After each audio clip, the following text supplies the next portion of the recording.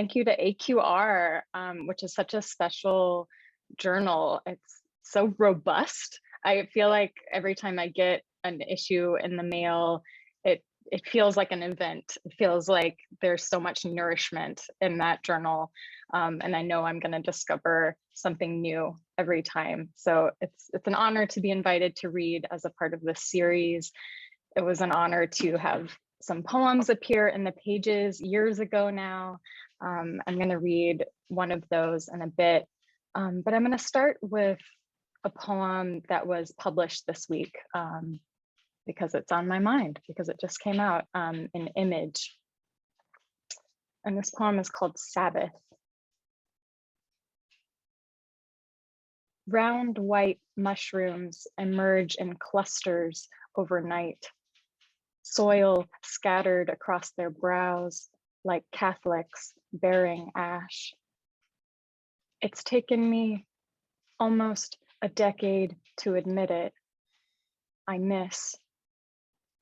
missed feeding all my thoughts through that revolving blade, so thin it could only be felt. I've missed that arrowing of the, I almost said soul, but it was the mind mostly, wasn't it, that winnowed? I knew God listened, and I knew where to aim. All the time, every second, I lacked, but with aim.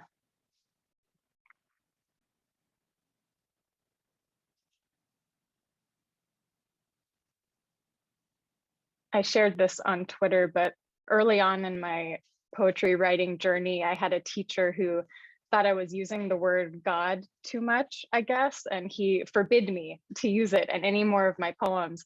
And at the time, I lacked a defiance that I really respect in other people. I was very obedient. I was very easily mortified. And so I took that rule way too much to heart, and I really cut myself off from writing about certain aspects of faith that I was raised on for a long time. And it feels good to break that rule in poems now, intentionally and purposefully. This next poem is called Time Lapse. A hummingbird is pulled like a bull toward the loudest reds, lands on the inmost branch to preen, where only I can see the arching back of her green torso.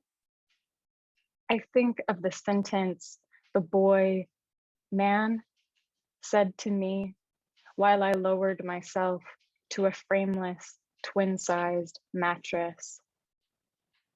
Your neck looks so breakable. In a time lapse, nothing happens smoothly. Red horns quake as they splinter from limbs on the bottle brush. It was never the same after that. Dancing, walking around the cemetery I liked to visit when the weather was good, buying groceries after sundown. And what did I say to him? Did I say, thank you?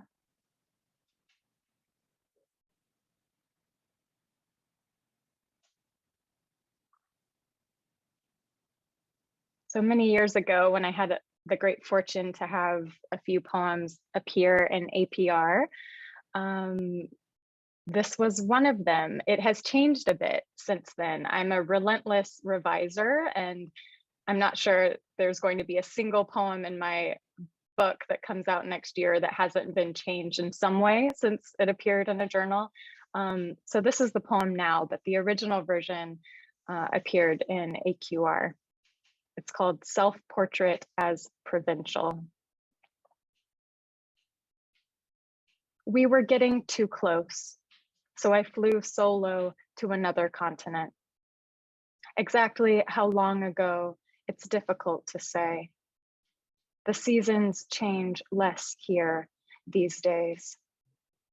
I paint the sheep in thick winter fleeces, despite the fact it's autumn and the ponds are snowless ovals far below.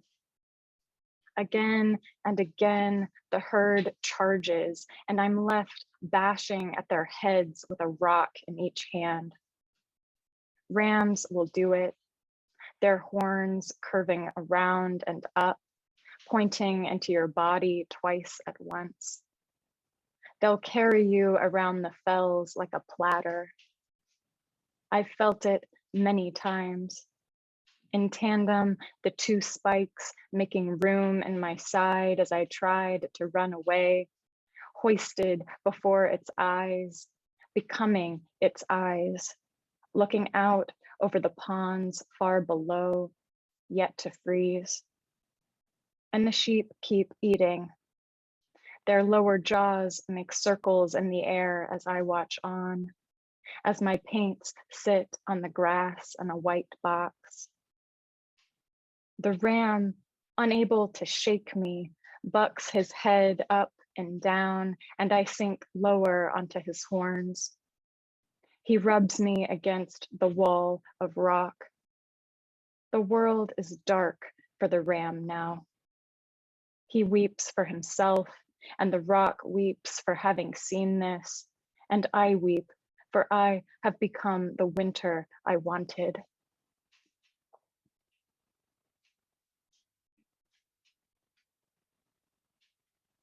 I read poems like that and I think, wow, I used to write wilder poems. Got to get back to that a bit. More imagination there than in some of my more recent poems.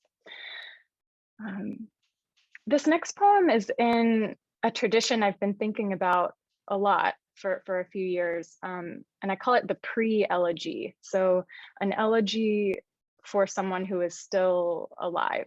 And it feels related to me to, the idea of a memento mori, something that invites us to appreciate what we have while we still have it, by sort of imagining that next step. And this is in that tradition. It's called Salmon.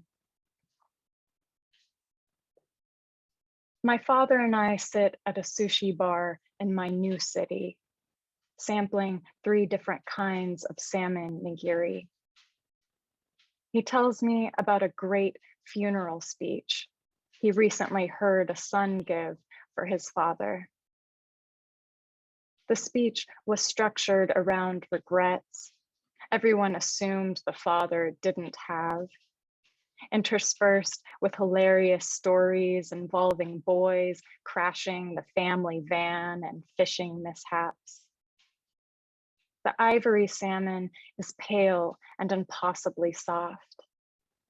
The sliver of steelhead, orange enough to pretend it's salmon. How else to say it? I am my father's only child, and he is my mother. We dip our chopsticks into a horseradish paste, dyed green and called wasabi. I know his regrets. I could list them. But instead, at his funeral, I will talk, if I can talk, about nights like this. How good it felt just to be next to him, to be the closest thing he had.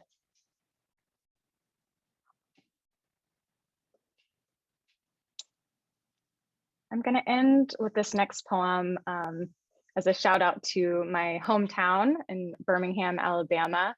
It's a hometown poem, and it's called Strawberries.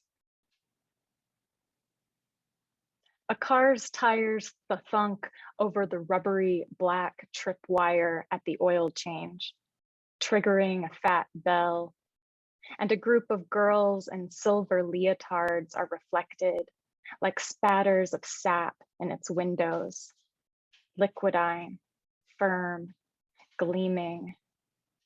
It's a game day. They are the girls chosen to split in tempo to the brass band, heel of a front foot sliding over astroturf, top of a back foot grinding over lit green, cervix slapping the 50-yard line like a fried egg flipped down on a griddle to burn. Behind the bleachers, a boy takes off the shirt of another boy, paints a letter there in red paint, R, and then another boy, I-O-T. When the sun goes down over the ridge, all the painted boys will make patriots. For now, the sun rises, sanctioning the street. Jiffy Lube, pet store, the Sam super sandwiches teens file into, practicing the joke of language. The morning is cool on the outside and hot in the restaurant. The war in the words, playful as a war can be, meaning each gut bleeds out like a slit pig's, filling the cracks in linoleum, spilling over, becoming smooth. The layers of red dry and build on one another. And for years, the gap between ceiling and floor lessens. Backs hunch as the mind saws downward, revealing rings. In the parking lot, "Are you asleep?" says the boy who was not my boyfriend, running his fingers along the band of my underwear. Across the street from this, for years, an ancient tortoise roams the floor of the pet store, closing his army green beak around the red toenails of sandaled women, thinking them strawberries. I feel ashamed for all the moments I've been kind, knowing kindness is all it would take. Thank you so much.